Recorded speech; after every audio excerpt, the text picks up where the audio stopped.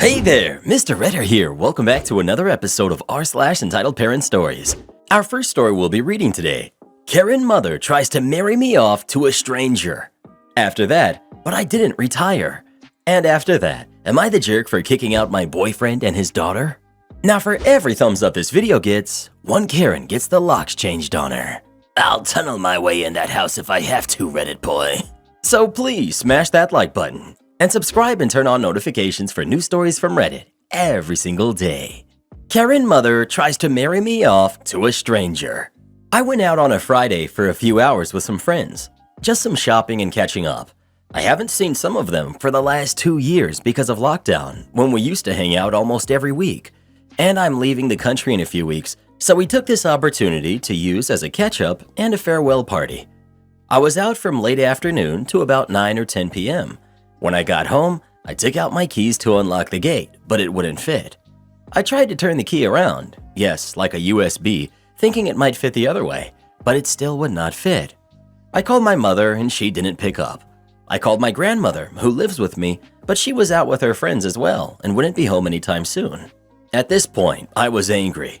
My mother already burnt a couple of my work pants the day before because I refused to wear a dress to work. My line of work requires me to move around a lot, so a dress or an office skirt was not suited for my environment. I shook the gate, but no one was home, so I picked the lock. I opened the metal gate after a few tries. Luckily, the wooden door behind it was not locked. The neighbors did call the cops on me, and of course, I had to show them that I actually lived there and this was my legal address. I took some essentials and went to stay at my friend's house for the night because I couldn't lock the door back, and I didn't feel safe in the house without a locked door. The next day, my grandmother and I were invited to go to a pre-wedding event. It was kind of a meeting the elders and engagement party / ceremony at a cafe. My mother only sent me the address and time for it. It was perfectly normal for my grandmother to be invited to these things via my mother. My grandmother doesn't know how to use a phone other than basic functions like calling. We showed up on time to the cafe and were escorted to a booth-type seat at the corner of the cafe. The booth already had a lady who was in her mid-40s and a guy. I assumed she was the mother and the guy was her son. The moment we sat down, the lady took out a calendar and notepads filled with lists of flower arrangements, color schemes, menus, dresses, hairstyles, etc. She introduced her son, who is 28 by the way, told me what he does for a living, what he studies, and where. She thanked me for agreeing to marry him. I just looked at her, then to her son, then to the wedding planners and notes. Then it finally registered that this was for my wedding. My grandmother was upset to say the least. I apologized to this lady and said there must be some kind of misunderstanding between us because I came here to attend someone else's engagement party, not to plan my own, and added that I was only 20 this year. My grandmother then rudely asked why she thought that I would be marrying her son. The lady replied that my mother had contacted her and said that I was looking for a partner and a husband to settle down with, so I could move out. My grandmother calmly said to the lady that she's been lied to, and I was not going to be getting married anytime soon. She said her son seems nice and hopes that he finds someone who likes him to marry in the future, but it was not going to be me. We got up and left. When we got home, I found my things stuffed in a black plastic bag outside the door. My grandmother opened the door and told me to bring my stuff inside. The moment I stepped through the door, my mother yelled that she put so much effort into finding a guy who would talk to a girl like me to marry and that I should just be grateful. She didn't just try to marry me off to some older guy, and I should be happy she found someone around my age. She told me I embarrassed her because the mother called her and told her what she did was not okay and to not do it again without even asking or informing me properly. My grandmother started to shout at my mother in Cantonese, which resulted in them being in a heated argument for almost 30 minutes, and my grandmother kicked out my mother, which of course she moaned about and cried about before leaving. But I didn't retire. My friend, I'll call her Sandy, worked at a travel agency in British Columbia, Canada. It was a small owner-operated business with the owner and 3 employees, including my friend. Everyone worked Monday to Friday from 9 a.m. to 5 p.m. One of my friend's coworkers, I'll call her Jane, an older woman in her early to mid-60s, was a longtime nuisance employee. Among other sketchy behavior, Jane was always scamming ways to take time off over and above her official paid vacation time. In order to make up for the lost hours, she would claim overtime hours and pay by supposedly going into the office during her off hours to finish up work without even being requested by the owner to do so. Despite being caught in her own lies on a number of occasions and being warned about trying to claim for unsanctioned overtime, the owner of the travel agency was reluctant to officially reprimand Jane or get rid of her. The reason being is the owner discovered after she had hired Jane that Jane had actually been fired from her previous job at another local travel agency for pulling the same stunts. However, Jane had sued her former employer for unfair dismissal and had won a settlement. After a few years of my friend Sandy working at the travel agency, the owner was ready to retire and offered to sell the business to my friend. Sandy took her up on the deal and took over the business while keeping on Jane and the other employee. Once again, just as the previous owner was afraid to get rid of Jane, so was Sandy for fear of being sued. When Sandy took over the business, she instituted guidelines regarding taking time off, and she established an official no overtime policy. Jane would still try with her shenanigans, but was far less successful in getting what she wanted with my friend in charge. However, Jane still had one trick up her sleeve when she wanted to take time off on a whim. Sandy was a divorced single mom of 2 boys who were heavily involved in youth hockey. She would sometimes leave the office an hour or 2 before closing to get her boys to hockey practice or a game. In order to avoid requesting in person and potentially being denied, Jane would wait for Sandy to be out of the office to book a day off if she didn't feel like coming into work or had made plans. Sandy would then arrive at work the next morning only to discover that Jane wasn't coming in. Despite this happening a number of times, Sandy would usually let it slide since there was now a definite no overtime policy. Therefore, Jane could no longer claim to come into work on the weekend or after hours in order to try and make up for the day off. She would either miss out on a day's pay, in turn saving Sandy money as the owner, or it would come out of her remaining paid vacation days. Moreover, 2 people in the office at one time could usually handle everything. Jane not coming in was really a no-loss situation for Sandy. There was one time, however, when Sandy was going to be away for 1 to 2 work days just before the weekend to take her boys to a hockey tournament. She told both Jane and the other employee, both verbally and in writing, that they could not book time off for the dates in question since she would be away and needed both of them in the office. Within a few days of giving this notice, Sandy went into the office on a Saturday to do some paperwork and go through the sales for the week.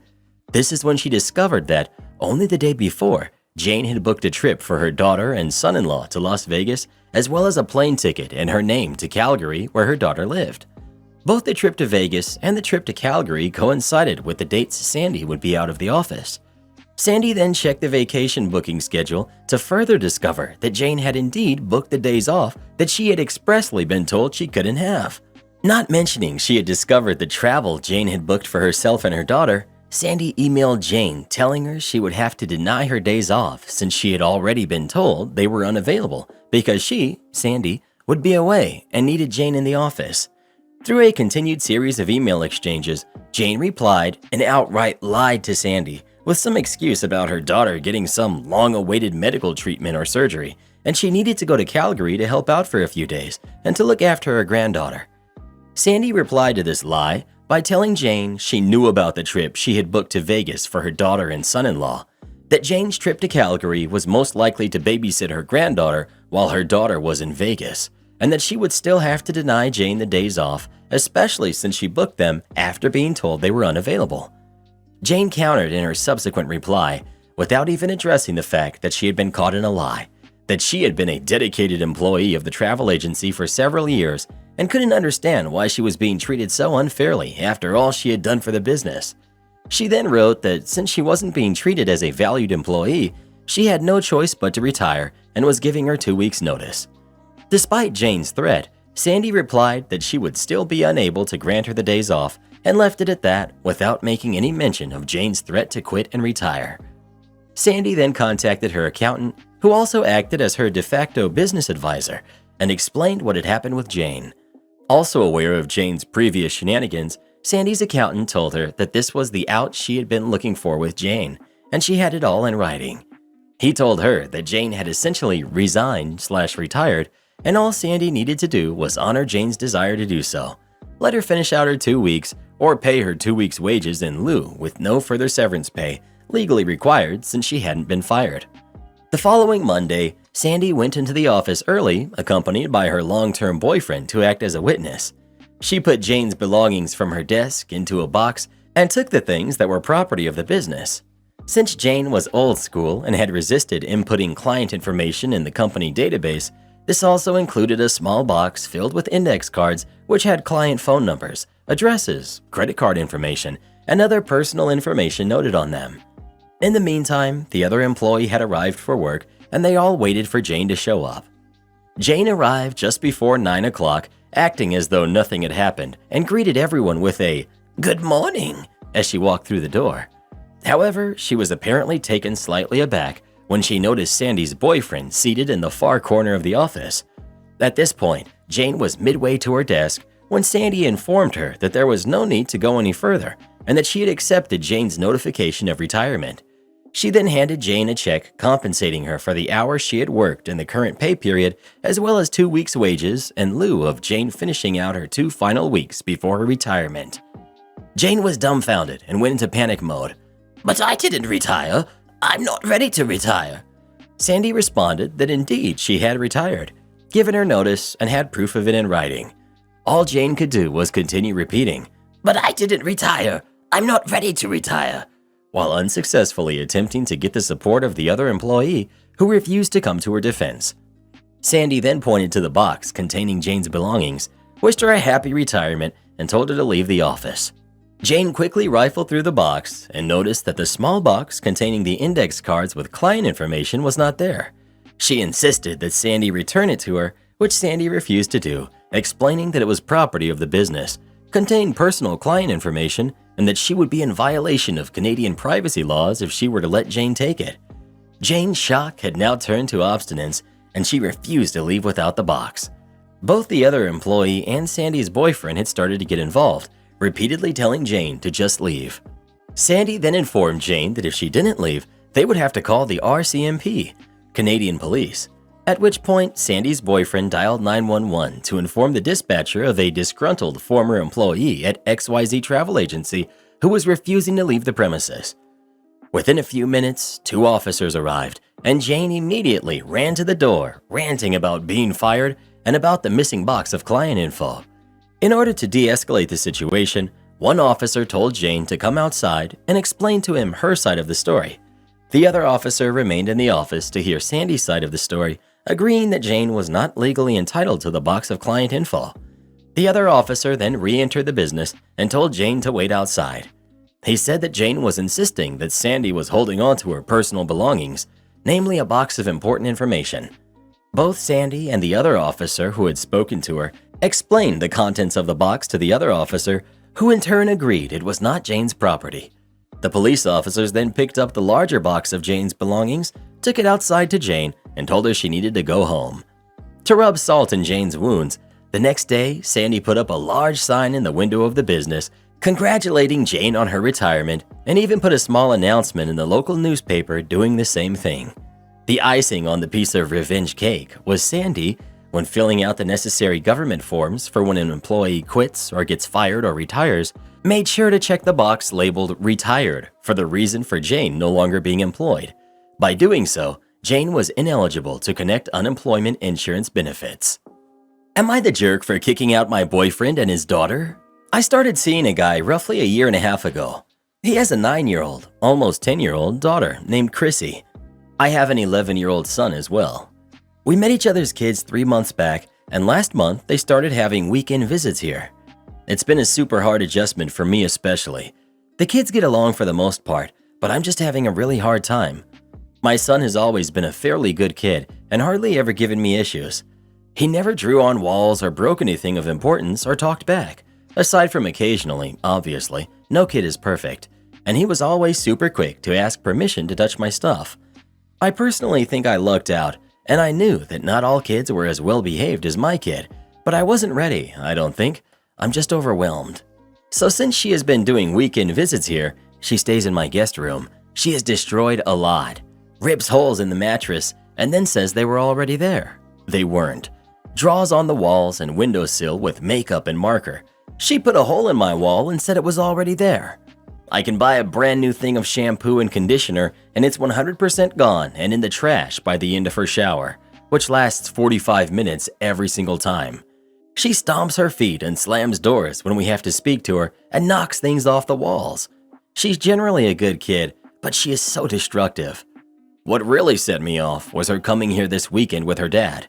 My son was at his father's, and I was called into the office to do a signing which would only take roughly an hour max, so I left them here without me.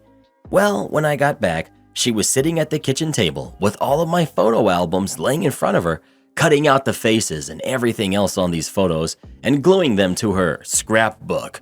Photos that I cannot get back, as they were printed out years ago when I was in foster care, and those were the only copies I had. Photos of my friends that have passed as well. I went to my boyfriend, who was on the phone outdoors, and told him they needed to leave, explained the situation, and told him I was done. Those photos, as stupid as it may be, were a huge part of my childhood, and now they are destroyed. I told him I was done speaking to him about his daughter destroying my stuff, and it was time to go. He thinks I'm the jerk for throwing 1.5 years down the drain over some pictures. Am I? Not the jerk. That would upset me too. He sounds like a bad father. Curious what his responses have been to her destroying your stuff in the past. If he doesn't respect your property, he doesn't respect you. OP. He has the same, "you know you can't do that" talk with her every time. That's literally it. The same conversation every single time. He said it so much to her that she will literally say it with him and then be like, "Yeah, Dad, I know. You've already told me." And then she will be good for like a day and go right back to it. Not the jerk. It wasn't over the pictures. Is he stupid? It's about the disrespect he's been allowing to happen, and that was the last straw for you. Honestly, good kids don't do that kind of stuff. If any of my stepkids had done those kinds of things, I'd have done the exact same thing as you. It's just plain rude. Not the jerk. That sounds heartrending. After all of the previous incidents, why wasn't he supervising her? He's at fault just as much as she is. OP. He's always on the phone with his father. His mother is ill and they live in another state, so his dad calls very often with updates and stuff, and I totally get that, but the second he leaves the room, his daughter is destroying something. Well, what do you think? Is OP the jerk for kicking them out or not? Please let us know. That kid sounds like an absolute monster. You know what they say, spare the rod, spoil the brat. Am I the jerk for telling my cousin she ate meat? I, 22 female, have a cousin who's 21, Paige. She's vegan. I love her. She's always been like a sister to me. On my dad's side, I have another cousin who's 26, Dave. He's a really nice person too, but I didn't really grow up with him as he's older and his family lives far away from us. Well, 2 days ago, we were at this dinner my aunt, Dave's mom, was hosting. It was a dinner to celebrate Dave's engagement. Dave's fiancée, Laura, insisted on cooking. Apparently, she's very well known for her food, and everyone in my family who's tasted her food loves it. I personally never had, and I was open to it as I love trying new stuff. While Laura was cooking, Paige approached her to remind her that she's vegan. She took the time to do it before Laura started dinner. Fast forward to dinner. I found some meat in it. Paige asked me about it, which Laura responded and said she used fake meat for Paige. She didn't doubt Laura started to eat. I will admit, I found it quite odd that Laura had fake meat, or that my aunt would have had any since they're both carnivorous. After dinner, almost everyone was outside, but 3 of us, including Laura. I asked her if she really used fake meat for Paige, and she said, "Oh no, if she's vegan, she gotta bring her own food," while laughing. I was shocked and in disbelief. I went outside, pulled Paige aside, and I told her. I just couldn't keep it from her, and I felt bad for Paige.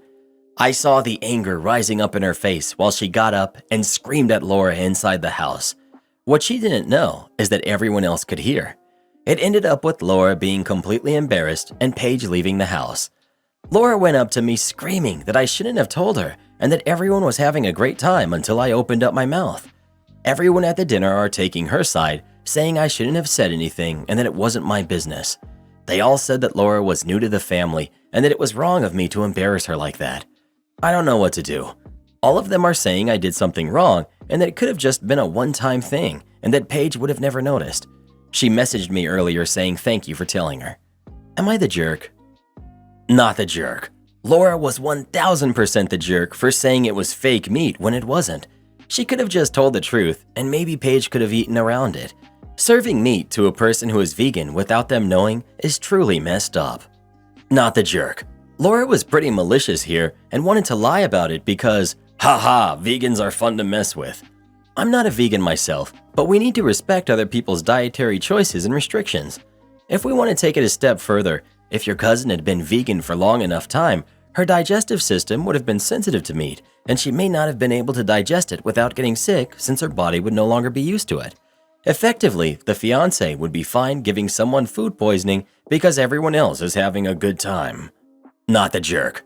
Laura is marrying into the family and refusing to respect another family member. Paige deserved to know. And to any family that tells you that you were in the wrong, throw that respect right at them. Just like Laura didn't respect Paige's request for vegan food, I feel no need to respect Laura's desire for me to keep silent. Paige deserved to know who in this family is going to treat her with respect and who isn't. Now we all know. Impressive combination of self-righteousness and perfect timing for maximal drama. No host should lie to someone who asks what's in a dish, but part of you knows that it was a jerk way to handle things, unless you just came here for a victory lap. Everyone sucks here. Everyone sucks here. No need to cover why the aunt is the jerk. You can read the other 50 comments for that. But who just rocks up to a party and reminds the cook that they're vegan? Auntie's probably been cooking half the day. Even if she's been a vegan forever and it's well known, you aren't in a restaurant. The aunt was doing her normal cooking. If she had had some notice, she could have bought something at the shop to accommodate. Turning up and reminding someone about their issues is a jerk move. I'm a celiac. If I go to a gathering, I'm either taking my own food, making sure in advance there's something I can eat, or going hungry and not saying a darn thing. If you've got dietary requirements, that's on you to figure out. I hate putting anyone out for what's a me problem. You might find the rest of your family are more annoyed at your cousin rocking up at the 11th hour than anything else. Well, who do you think is the jerk? OP or Laura? Please let us know. Why do some people just love to feed meat to vegans without them knowing about it? And y'all thought I was evil. You can't work overtime even though we're 3,000 behind. Okay, I won't then. I used to work for this horrible job. I was a calibration technician, and my job along with the two others we had was to keep our tools and robots in the plant in line with our customer specs.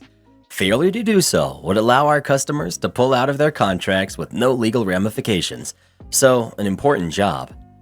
However, the rest of the plant didn't think so, and neither did my supervisor, who the company hired off the street with literally no knowledge of the job at all. Story for another day there. Anyways, we were behind on calibrations big time. This was due mostly to the fact that the lines refused to give us the tools to calibrate them because they didn't want to affect production, and my so-called supervisor had no spine and kept telling us to work around it. For reference, we kept 6,000 different tools and robots calibrated, and almost 3,000 in the system were overdue. So yeah, we were in trouble, and it was only a matter of time. One of our customers had called and said the next Monday they were coming in for an inspection, which you think would be a big ol' oh no moment, but no one seemed to care. I volunteered to work that weekend to get everything on that customer's line calibrated so we could avoid the crap storm. But my boss told me that he couldn't approve any overtime without a detailed list of what I planned to do. I told him I couldn't give him a list ahead of time as I had no clue which tools were where or what I would have to replace, but I could log it all as I went and give it to him Monday. He said no, it was either now or I wasn't allowed to show up, so I didn't. Next Monday, customer comes in.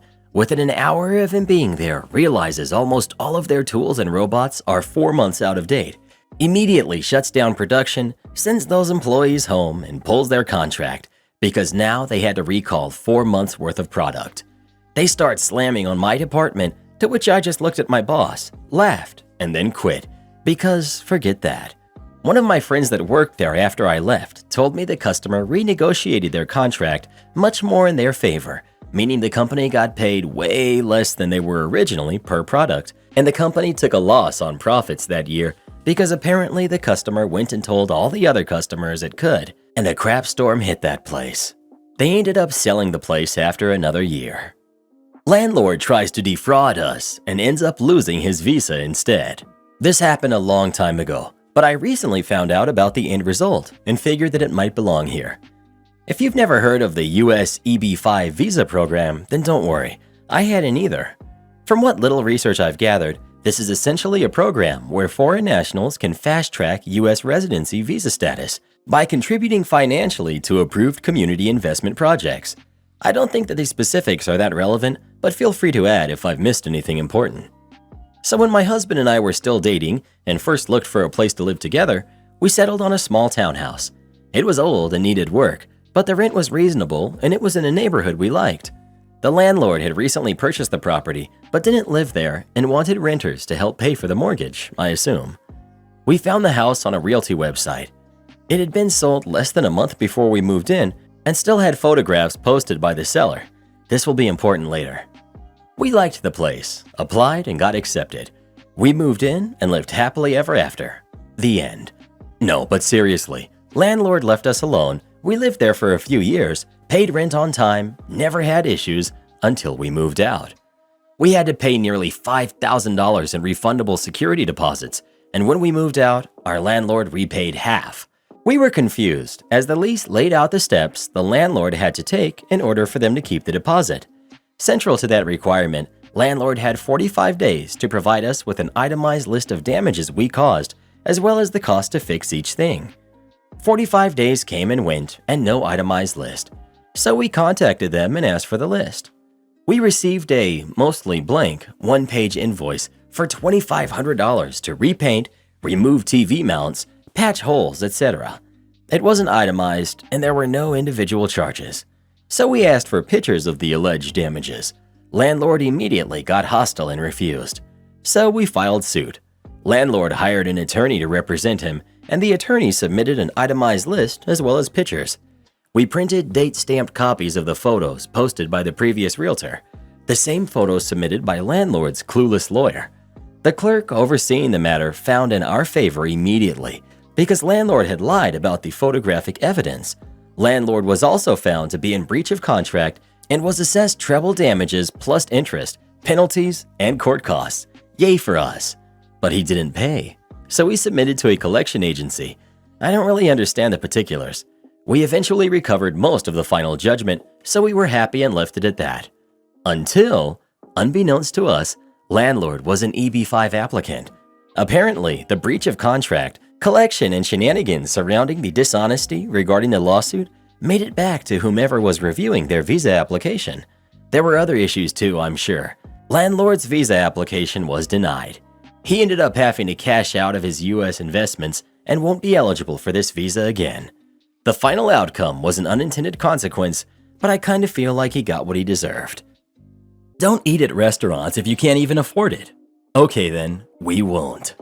After reading about entitled waitstaff, it reminded me of what I experienced new to North America. At the time, I had just moved from a small village in Europe. When I had moved to Canada, I met up with others from my tiny area in Europe. Being from the same little country, we all became close. I had become friendly with a next-door neighbor who was a waitress at a mid to high-level restaurant in this town. She told me I should stop by, and so I did.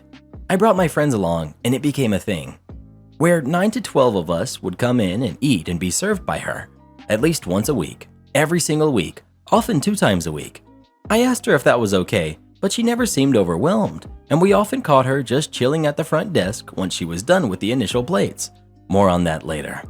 Again, we are not from a tipping country, so I initially was going to tip 15%. Then I was graciously informed by the host that an auto 18% tip was added to the bill for groups larger than 6. Okay, great. Didn't have to figure out how much to tip. After almost 3 months or so of this, she stops by as I'm taking out my trash. One thing to know about her is that she seems nice, but also has no tact, and can have a bossy demeanor. She tells us she enjoys having us as customers and loves seeing us enjoy the food, but that we should be tipping 20% minimum. Heavy emphasis on the minimum. Also, good tippers would tip at least 30%. I'm a bit stunned that of all the things she'd talk about, this was it.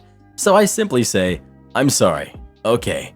She finishes off with her signature sweet smile and the words, Sorry, hun, if you can't afford to eat out, then you shouldn't be doing so.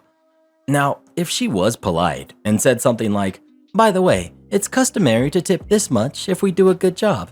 I understand you might not know the customs here," then I would have understood. But many times I remember she was inattentive as a waitress. We'd often have to flag her down after making eye contact, where she'd just wait behind the counter. Like I said, 20% was not out of the question, it was the way she said it. So I mentioned this encounter to my friends, and after a little talk, we realize we can't afford that. No, not if we also want to be able to purchase other goods such as fine wines, cheese we love, and the like. So we aren't poor, but we aren't rich either. These weekly dinners were little luxuries that we splurged for the sake of friends and feeling special in a fancy restaurant. It didn't break our bank, but it was still a significant amount of money. To tip her properly, and the fact that we all realized were other little things in life we'd rather spend our precious money on, we decided it was too much. Across all of us, it was hundreds in dollars in tips alone per week. That's a lot for us. We could use that money to rent a pool hall, fishing tours, which are very expensive, etc. So we did what any responsible adult would do. We stopped buying what we couldn't afford. It was far cheaper to host our gatherings in someone's house and to do a potluck or make a deli board, etc. Now, discussing this with other neighbors, I hear that she has said something to that sort to other people in the neighborhood, and fight out to eat, then tell them off later if the tip is too low. They always have said the same thing, 20% minimum. Service wasn't the best, very hurried, not very attentive, etc. And the entitlement. Anyways, we stopped eating at that restaurant and having her as a waitress. Mind you, I never stopped saying hi to her, kept up my pleasantries, etc. But now, after we all of a sudden stopped coming in, she had a scowl on her face when she'd see me, kept her responses quick, and stopped saying hi as much. And then, about a month after we stopped, one of the other neighbors mentioned to me how she was complaining that her tips weren't great anymore, and that she couldn't afford to get her fillers in her cheeks at the new medical spa down the road. Oh well, like you said, don't eat out if you can't afford it. Support our channel by joining as a member today, and we'll give you a shout out in our next video. Or come watch this video next. You won't believe what Karen does in that one.